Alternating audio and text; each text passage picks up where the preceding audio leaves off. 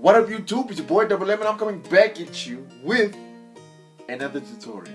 So once again, you're out here enjoying these dynamic poses, this superhero pose. And because of my last tutorial, you now know how to make these dynamic poses actually look dynamic. You did watch the last tutorial, right? Nope. I beg you have your dynamic poses in this tutorial. Right here in this tutorial, I'm going to show you how to have these dynamic poses have a little more foreshortening.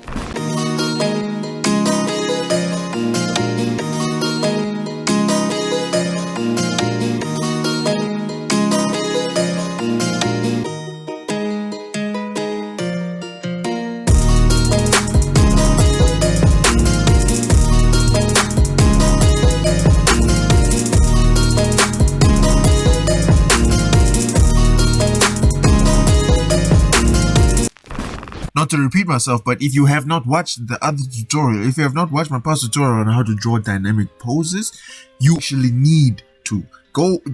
This is where you need to stop what you're doing right now. Go back, watch the tutorial, and come back and enjoy this tutorial with comfort and with the knowledge on how to draw dynamic poses. Because the video you're watching right now is actually adding on to the knowledge from that past tutorial. So quickly, correct your mistake, go back and watch the tutorial and come back here. Alright, now hopefully at this point of the video, I hope I'm talking to those that have actually watched the tutorial. Before we get down to business, before I add on to your knowledge on dynamic poses, I need you to do a few things. Don't pretend like you don't know. Don't pretend. I need you to drop a like. I need you to hit the subscribe button if you have not, to join the Double Empire. You see, as a member of the Double Empire, we do many things. We do art tutorials like the one you're listening to right now.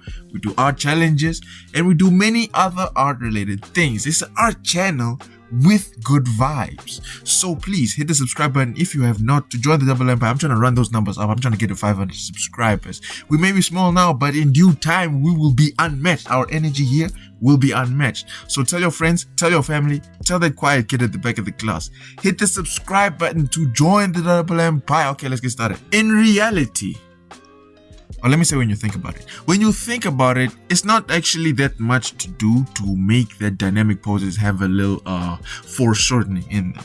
Because it's basically turning your 2D pose into a 3D pose by whatever is closest to you, increasing the size, and whatever is furthest away from you, decreasing the size. Now I know what you're saying, Duh, that's obvious. But listen, sometimes, or I think a lot in art, right?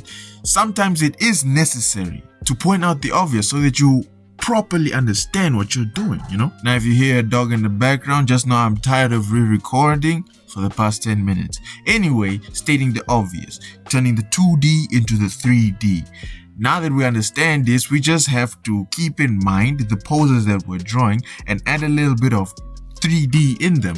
Whatever is furthest away, draw it behind and smaller than whatever is closest to us. Now, when you're drawing something or when you're drawing a person, starting out, you should always break down the body into these general shapes. I have videos that talk about that. Make sure to watch them on your own time if you have not. Anyway, we always keep in mind the general shapes we use to draw these different body parts, you know, cylinders for the limbs, boxes for the torso, and circles for the head.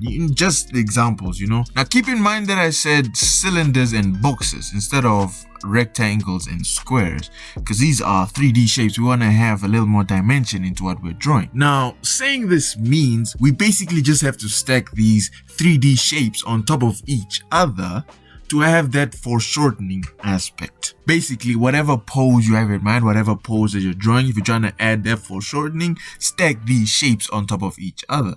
But of course, it's always easier said than done. Now, the difficult part actually comes when you're trying to stack these shapes, and make them look like it's an actual good looking foreshortened pose, not a messed up put together of whatever you are drawing, whatever that is. To master this, there's an exercise that needs to be done over and over and over again. It's actually an exercise that I'm doing currently. It's an exercise from another YouTuber's YouTube video, Mark Brunet. I highly recommend you watch his videos, especially the one that I'm linking right now. The one that I'm talking about right now in that video, he basically has an exercise where he does exactly what we're talking about right now. He stacks these 3D shapes on top of each other. First starting out with the basic 3D shapes, you know, cylinders, spheres, and boxes, stacking them on top of each other to make whatever tower, whatever you're trying to make, just stacking them on top of each other.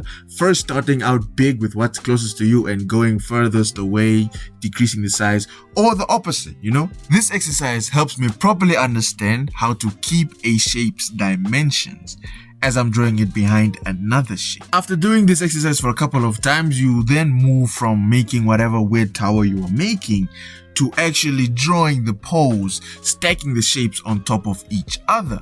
Grab a simple pose and then generalize the different body parts into those 3D shapes and then stack those shapes on top of each other, making the pose have a little more foreshortening in them. Again, easier said than done. I mean, you're not gonna get off this tutorial and then you're gonna try drawing these foreshortened poses and create the best poses that you've ever seen in your life. No! This stuff takes practice, you know, mindful practice. Now, what I like to do is actually go online, Pinterest. I highly recommend Pinterest, but if you like Google, go ahead, it's your choice. Go online and grab some foreshortened poses. Put them on the side, grab your iPad, grab your paper, whatever equipment that you have, and actually draw the poses that you have collected. Actually copy the poses, keeping in mind the general shapes used for each body part and how to stack them to make that pose look like how it's supposed to be. Trust me, when you do this for a while, when you actually do this for a very long while, you actually know how to make these poses that you come up with have a little more foreshortening in them. Now right here is actually where I truly add on the knowledge from the last tutorial. In that tutorial where I show you how to draw those dynamic poses. If you remember, because you watched the tutorial, there are things that make a pose look dynamic, even though it's a standing pose or even though it's a motion pose. We've gone through this.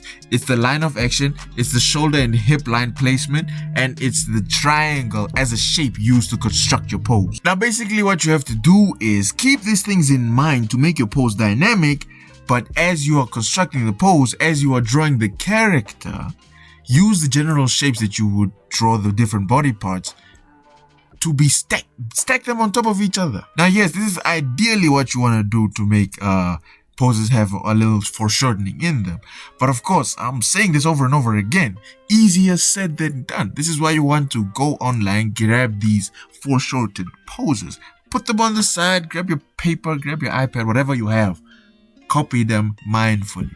Understand how are the shoulder line and the hip lines placed. How is the line of action flowing to show that dynamic, to show how dynamic the pose is. How are these things put together to make the pose dynamic, and how are the general shapes put on top of each other to add a little foreshortening in them. Now this is a short video because ideally there is not that much to do. Ideally there's not that much to think about. Just stack these shapes that you use to generalize the body. Just stack these shapes that you use to draw the thorax and the arm or whatever. Stack them on top of each other to have these foreshortening poses. Where the results come in is actually practicing, going on Chrome, going on Pinterest, as I've said before, getting these images and redrawing them, mindfully practicing though. You don't just want to practice without understanding what's happening. You want to redraw and understand, okay, because of the line of action, because of the flow of energy, you're not going to see that much of the feet. You're just going to see the poking out right there at the bottom. And with that, we have come to the end of the video. If you enjoyed the video, make sure to drop that like, bro. Make sure to drop that like and hit the subscribe button. Once again, if you have not, to join the Double Empire. You see, majority of what I do, majority of the things I draw, can actually be seen on my IG and my Twitter. The links are actually waiting for you down in the description.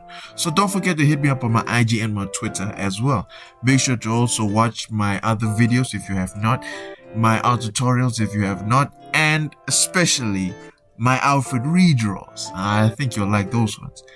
God bless, and until next time, Double M out.